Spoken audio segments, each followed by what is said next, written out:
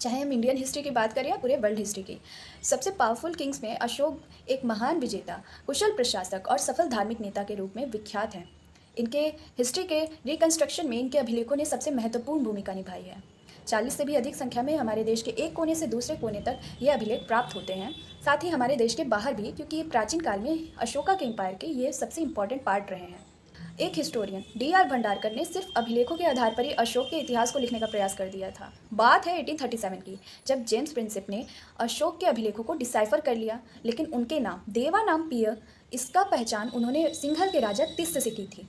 लेकिन बाद के समय में जो सिंघली बुद्धिस्ट टेक्स्ट है, दीपवंश और महावंश, इसके द्वारा हमें पता चलता है कि ये अशोक की उपाधि थी। फाइनली 1915 में अशोक के मास्की इंस्क्रिप्शन में उनका नाम पढ़ लिया गया।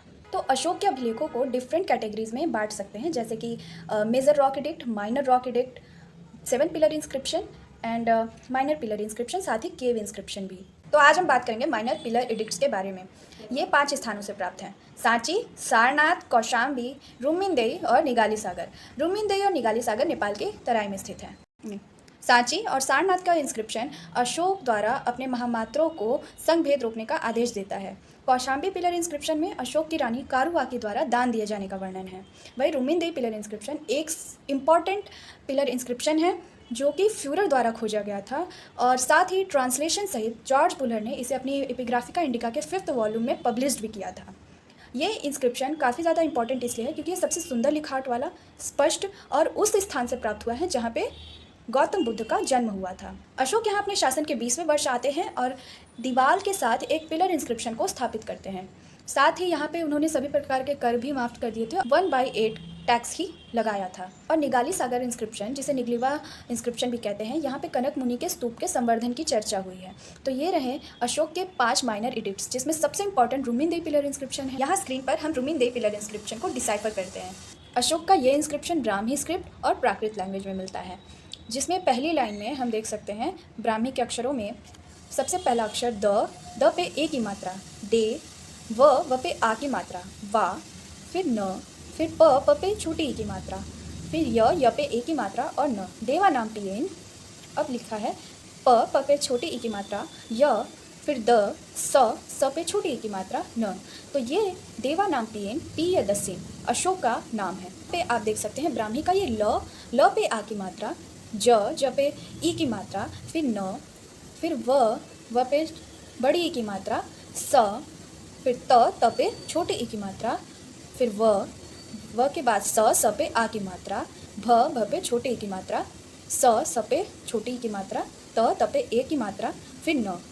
ये लिखा है लाजीन वी सती वसाभी सी तेन, यानी कि पहली लाइन में हमें अशोक का नाम और उनके आने का वर्ष दिया गया है। देवानामपीयेन पीयदस्सीन लाजीन वीसति वसाभी सितेन। दूसरी पंक्ति में पहला अक्षर अ है, अ, फिर त के बाद न, अतन, फिर आ, फिर ग पे आ की मात्रा, च, अतन आगाज, म, फिर ह पे बड़ी ई की मात्रा, य पे छोटी ई की मात्रा, त पे ए की मात्रा, अतन आगाज महीते, फिर ह पे छोटी ई की मात्रा, द, फिर ब पे उ की मात्रा, ध पे ए की मात्रा, ज पे आ की मात्रा, त पे ए की मात्रा। तो ये लिखा है हिद बुधे जाते। फिर उसी पंक्ति में आगे लिखा है स पे क और फिर नीचे य। यह संयुक्त अक्षर है, स के बाद क के नीचे य। शक्य म पे उ की मात्रा, न पे बड़ी ई की मात्रा, त पे ई की मात्रा छोटी ई। यह है शक्य मुनीति।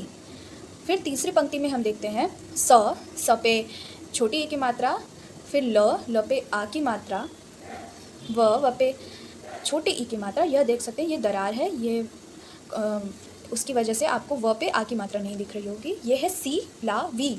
फिर ग, ड, भ पे बड़ी ई की मात्रा भी, च पे आ की मात्रा। ये है शिला विगड़ भीचा।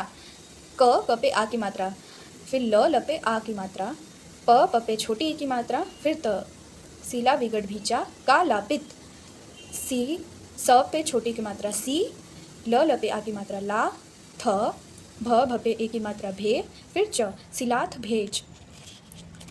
फिर उ, स, प प पे आ की मात्रा, प फिर उस पे छोटी ई की मात्रा, फिर त पे ए की मात्रा। उस पापिते, ह, ह पे आ की मात्रा, हे, द, फिर भ, ग, व पे आप देख सकते हैं अनुस्वार लगा है। अनुस्वार लगाने की कोई निश्चित परिपाटी नहीं थी और यहाँ पे आप देख सकते हैं व के जस्ट बगल में ये अनुस्वार लगाया गया है। हिद भगवन, जा, ज पे आ की मात्रा है जा, त पे ए की मात्रा ते, त फिर उस पर छोटी ई की मात्रा। हिद भगवन जाते ती, ये ल है, ल पे ऊ की मात्रा, फिर बगल में अनुस्वार है लुम, फिर म पे ई की मात्रा, लुम्मी, न पे ई की मात्रा, लुम्मिनी, ग पे आ की मात्रा, म पे ए की मात्रा, लुम्मिनी गाने। फिर है उ, ब, ल पे ई की मात्रा उबली, क पे ए की मात्रा के, फिर क, फिर ट पे ए की मात्रा, उबली के कटे। फिर सबसे अंतिम में लिखा है अ, ठ, भ पे आ की मात्रा भा, ग पे ई की मात्रा, फिर य पे ए की मात्रा, फिर च, अठ भागिये च। तो ये रहा डिसाइफरमेंट ऑफ रुमिंदे पिलर इंस्क्रिप्शन। और ये क्यों इम्पोर्टेंट? क्योंकि अशोक अपने शासन के 20वें वर्ष में लुम्बिनी ग्राम आते हैं जहाँ पे शक्य मुनि यानी गौतम बुद्ध का जन्म हुआ था और यहाँ पे आकर उन्होंने सभी धार्मिक कर माफ़ कर दी और मात्र 1/8 टैक्स लगाया। इस इंस्क्रिप्शन की जो 3rd लाइन है उसमें लिखा है सिला बिगड़ भीचा। इस पर विद्वानों का मतभेद है और सामान्य रूप से इसका अर्थ ये निकाला जाता है कि अशोक यहाँ आए और उन्होंने पत्थरों से एक विशाल दीवार का निर्माण किया और एक स्तंभ स्थापित किया